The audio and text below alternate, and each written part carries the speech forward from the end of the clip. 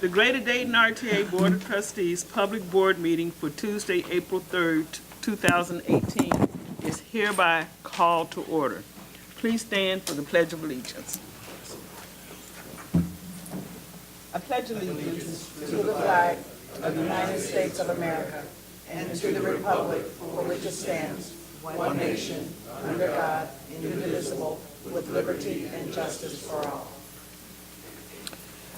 The vision of RTA is to be a premier public transportation provider that connects people and communities. Our mission is to provide great value, dependable service, and to be responsive, timely, and accountable for all that we do. Our motto, it's time to ride. Ms. Stanford, would you call the roll, please? Yes, ma'am. Ms. Hurd? Here. Ms. Hairston? Present. Mr. Corrado? Mr. Hoagie? Here. Ms. Howard? Present. Mr. Lumpkin? Here. Ms. Matthews Stinson? Mr. Weckeser? Here. Mr. Williamson? Here. Thank you. We do have a quorum. We can conduct business. First item is you have the agenda in front of you. Are there any changes or adjustments to the agenda? Hearing none, we will use the agenda as printed. Next, we have approval of the March 6, 2018 board meeting minutes and approval of the March 21, 2018 board meeting minutes. The minutes of each of these meetings were presented for review to all board members prior to today's meeting. Unless there is any board member who requests a reading of the minutes, I will ask if there are any corrections or additions to the minutes as presented. Having heard no request for a reading of the minutes, nor any corrections or additions, the minutes stand approved as presented. We now go into our committee reports. We will begin with the Finance and Personnel Committee. Mr. Lumpkin. Thank you, Madam President. Finance, Personnel, and Planning Committees met for a jointly held meeting on March 21st. As a result, the committee is recommending 2 action items for the board's consideration. Action item number 2, bus garage restoration repairs. Purpose of this procurement is for the Greater Dayton RTA to contract with a specialty contractor for bus garage restoration repairs. This project will include structural concrete repairs in the bus garage and an employee parking garage, including some floor drain work.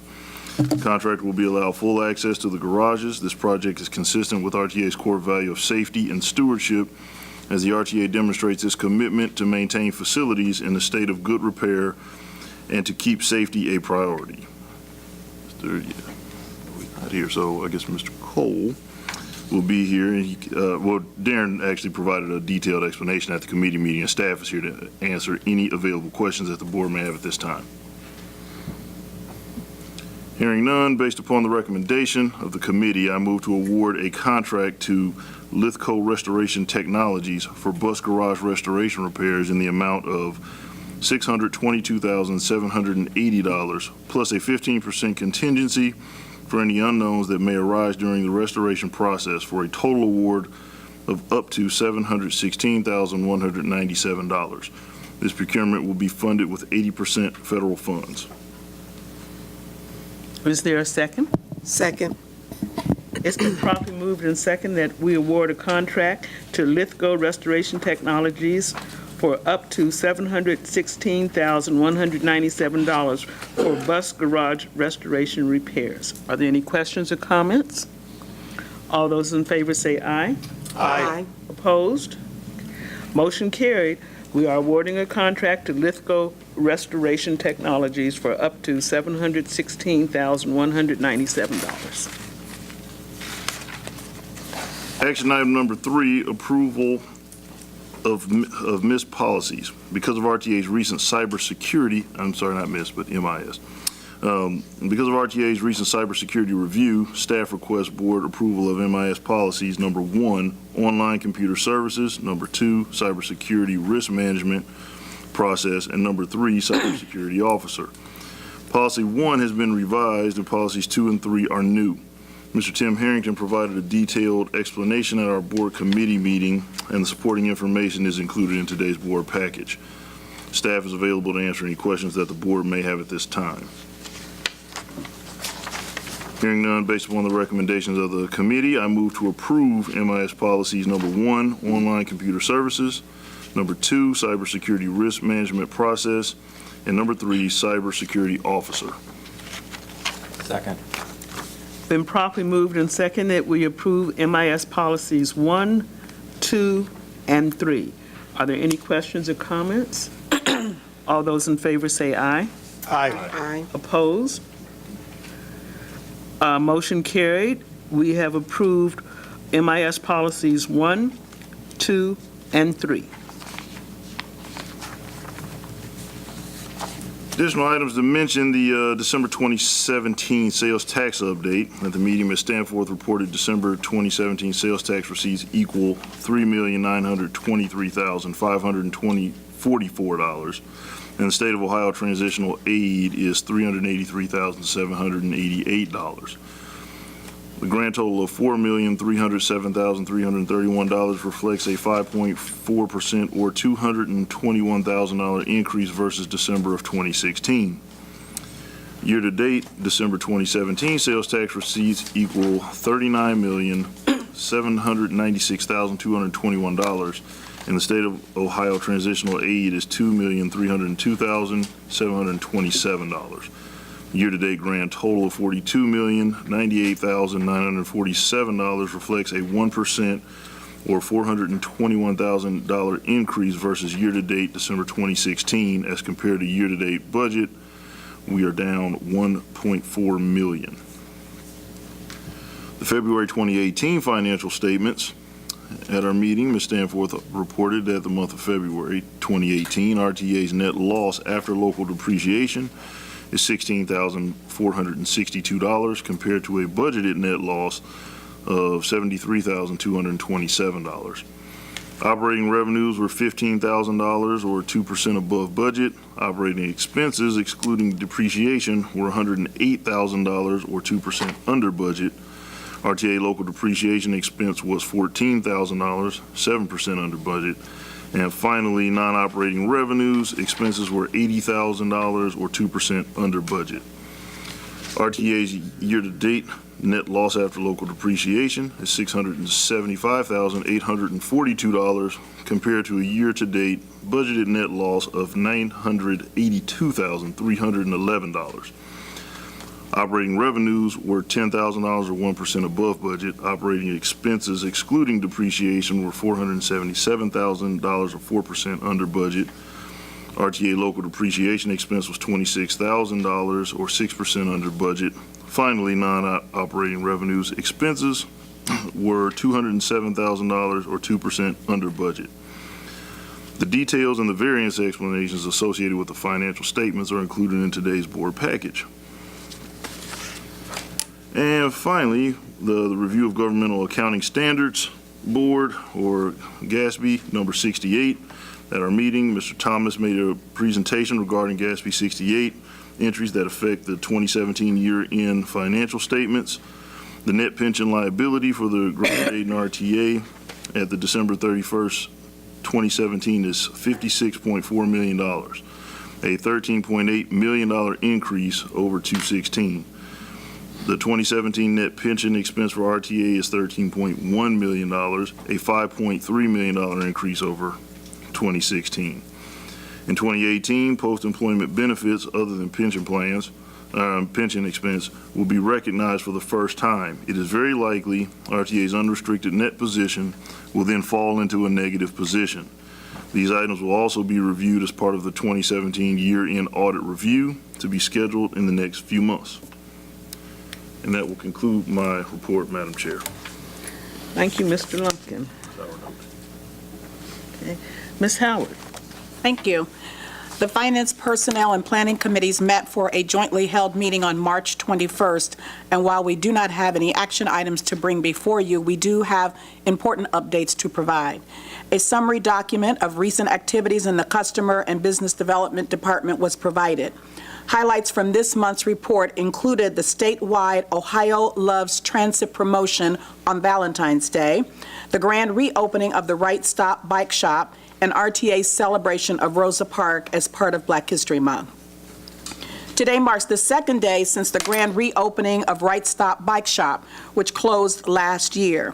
The reopening includes a promotion where customers can get a premium tune-up on their bike for a discounted price of $40, and all other services are 10% off this week.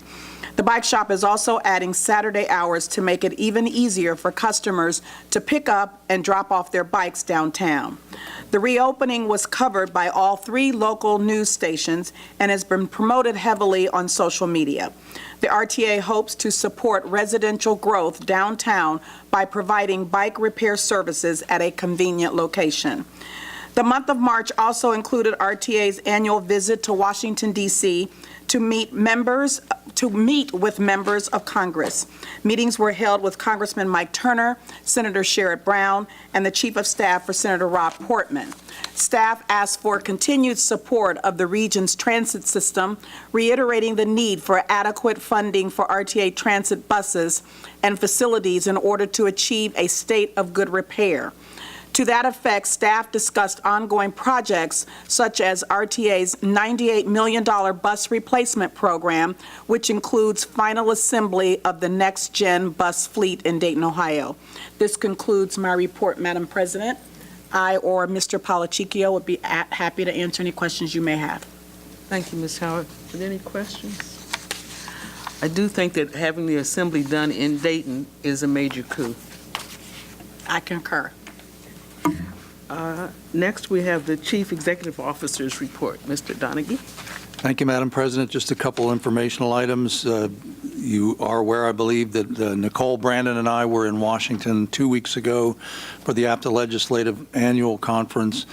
And obviously, they did the lion's share of the work this year. I was distracted at a couple special requests, one of which was a special national session hosted by APTA regarding the whole issue of mobility as a service and innovative solutions to mobility problems. And we were cited as an example of people that are working in the right direction. So we were asked to come to that, and I got to represent RTA for that. Also, while I was in Washington, I did 2 local radio interviews from there. I'd never done those remotely before, and that was a lot of fun. The second one asked how I was doing. I said, well, there's no Bill's Donuts in Washington, D.C., and the gentleman really appreciated that. But anyway, that was good. We used a bank of phones at the hotel we were at, and we were doing nationwide interviews all over the country. A lot of us, my friend Joe Calabrese from Cleveland was next to me doing the same thing. So it was a good event. Just a heads up, as you know, the weather's starting to warm up a little anyway, and that means we're heading into construction season. Any of you who use Main Street here have noticed that the work's beginning on the Main Street Bridge, which is a major artery for us. It's going to cause a lot of impact for our routes that operate there. We're already detouring. Also means we're disassembling trolley infrastructure on the bridge. But that's a project that we're just going to have to deal with over the next, I guess, year and a half or 2 years, and more to come. Obviously, our operations folks and our planning folks work with the various municipalities about what they have going on, and we try to lobby as best we can to get the most beneficial treatment for our buses. Last thing I want to mention is we had a person come before this board a couple months ago and talk to us about an issue of paratransit fares and how to deal with a regular recurring ridership on paratransit. You will see at the Joint Committees meeting a proposal by staff. Brandon, and with assistance from Mary's people, have been working on this for a proposed monthly pass for Connect. It's a little bit challenging in that, you know, we don't use electronic fare collection on those buses. But we've done some research, and what we're proposing is it's modeled really after our normal monthly pass, so there's a little bit of a discount. But it absolutely specifically addresses the lady's concerns. That Adrian and I spoke to her after the meeting, so you'll be seeing that next month. Unless there are questions, that's all I have to report. And the lady, her child will be used as our test? Yeah. So we're going to test with a live person who can give us feedback. Soon as we get them, Work it out. they have to be printed, and you have to approve those first. Right.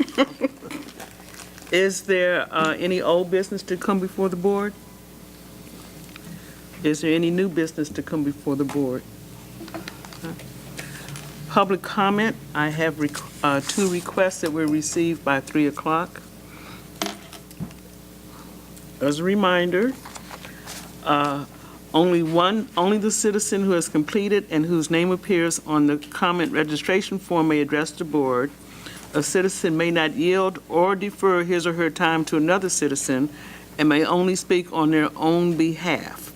When you are called, please come to the podium. If you cannot, we will bring a microphone to you. Give us your name and your address. Once you've done that, you may begin to speak, and we have a timer. When the timer is green, you may begin to speak. When the timer is yellow, you have 30 seconds left. And when it goes to red, we ask that you please cease speaking and leave the podium or give the mic up. Thank you very much. The first request is from Ruby Thompson, who would like to address bus fares and general comments. Okay, I'm concerned about the issue of project mobility. What's her name? Name and address. Yeah, I'm so sorry. Yeah, Ruby Thompson, and I'm residing at 729 West Grand Avenue, Cardinal 142. Thank you. Okay, I apologize. But my concern is about project mobility. You know, in my opinion, I felt that if the fare could be all tickets instead of cash, because there's been some issues with some of the drivers and passengers and upsetness on some of my rides. You know, arguing with the driver, they're not satisfied because they're not getting to their destination on time. You know, and I've been with mobility for many years, and here lately it's been getting out of hand. You know, some of the passengers attacking the drivers about them being where they need to be on time. So I was just concerned perhaps maybe if it was like where everybody bought their fare in advance, that would save putting all the quarters in the change box, which does take up time. People are getting the money out of their pocket, purse. Sometimes it's very time consuming, especially with the elderly. You know, and people that are really critically handicapped. And you have to service those people. But like I said, here lately, as far as the condition with the drivers and the passengers relationship, I think it could be better and improved. So that's all I have to say. Thank you very much for your concerns. Okay. Next, we have caller Pittsinger, who would says there's a bus stop needed at the Women's and Family Shelter. You would like to speak to that issue?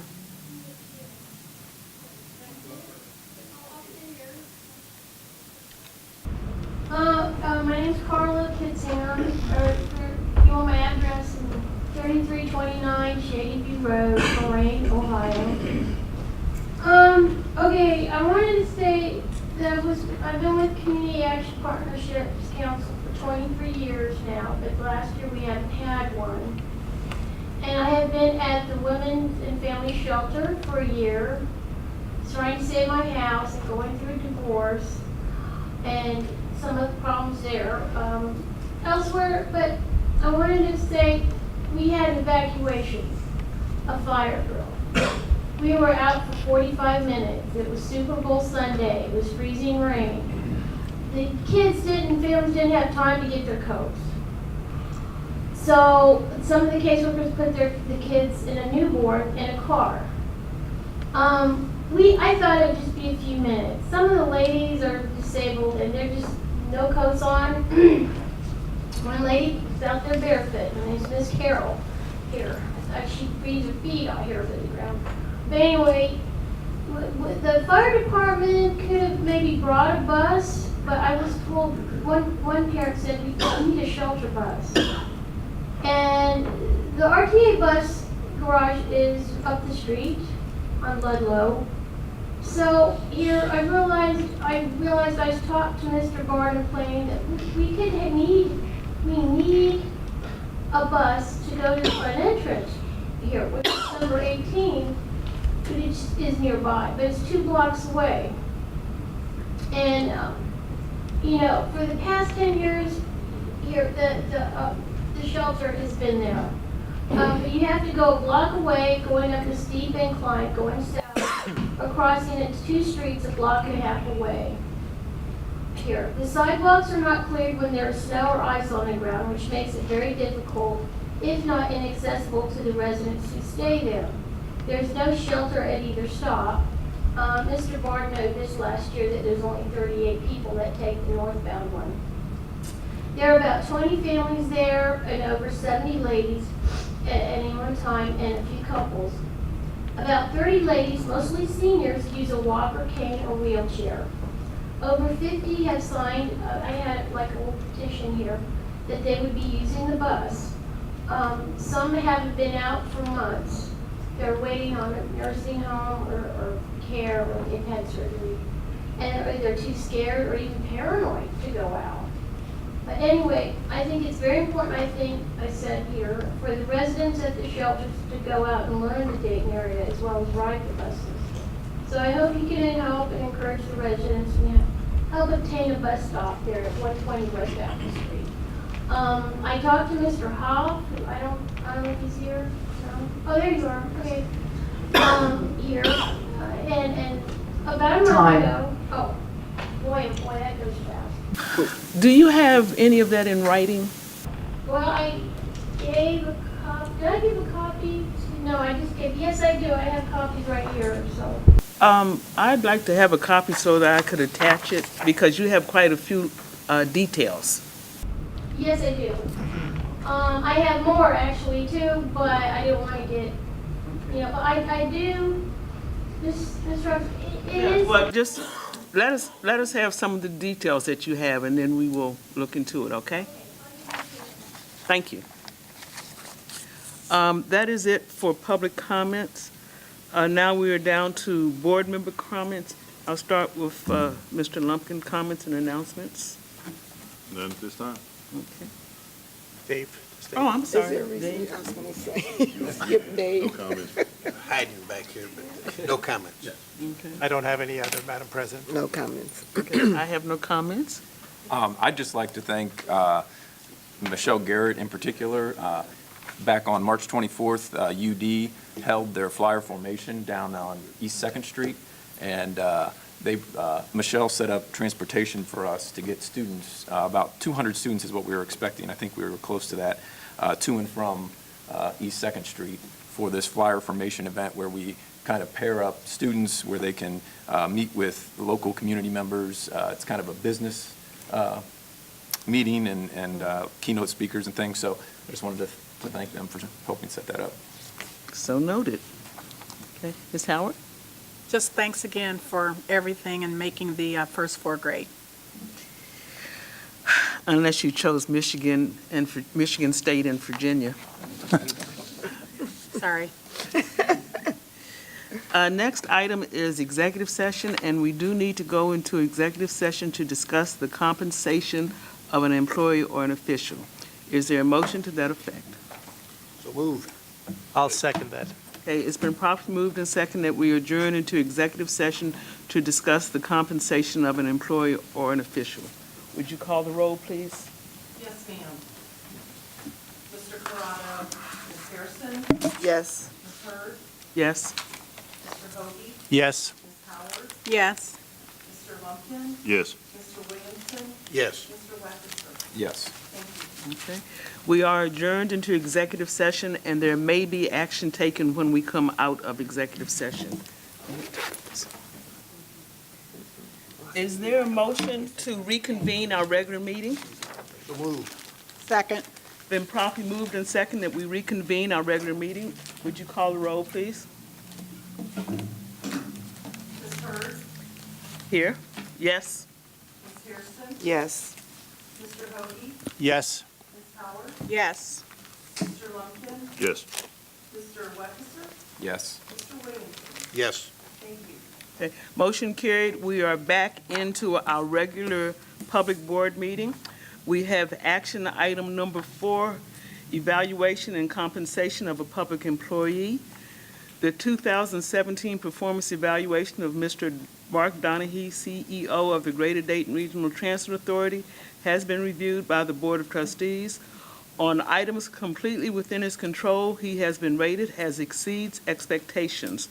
On strategic goals and objectives that are achieved through his leadership of others, the progress towards these goals is on track in most areas, and plans are in place to continue forward movement. Consequently, the RTA Board of Trustees recommends an award of 2% effective January 1, 2018, resulting in a new salary in the amount of $216,201. Is there a motion to that effect? So moved. And I'll second that. Okay, it's been properly moved and second that we accept this evaluation and the accompanying salary adjustment. Any discussion or comments? All those in favor say aye. Aye. Opposed? Okay. Motion carried. Action item 4 has passed with the evaluation of a public employee and the resulting new salary. Okay. One final item before we adjourn. You see our upcoming board meetings are on here. We would also like to introduce our new legal team. Mark, would you handle that, please? Absolutely. Just for those who weren't at the joint committees meeting, obviously we have new counsel. Chris Connard is sitting down there next to our guardian, Mr. Williamson, from the law firm Coolidge Wall. They have a history with RTA. Met years ago, Coolidge Wall was the law firm representing RTA for many, many years, and I believe they're very happy to be back. Also with us today is Richard Talda. He's another partner in the firm. And I think they're off and running. We had a good, smooth transition with Jonathan, and I think we're looking forward to great things. Welcome aboard. Thank you. Is there anything else to come before the board? Is there a motion to adjourn? So moved. Second. Been properly moved and second that we adjourn today's meeting. All those in favor? Aye. Aye. And no's will not be accepted.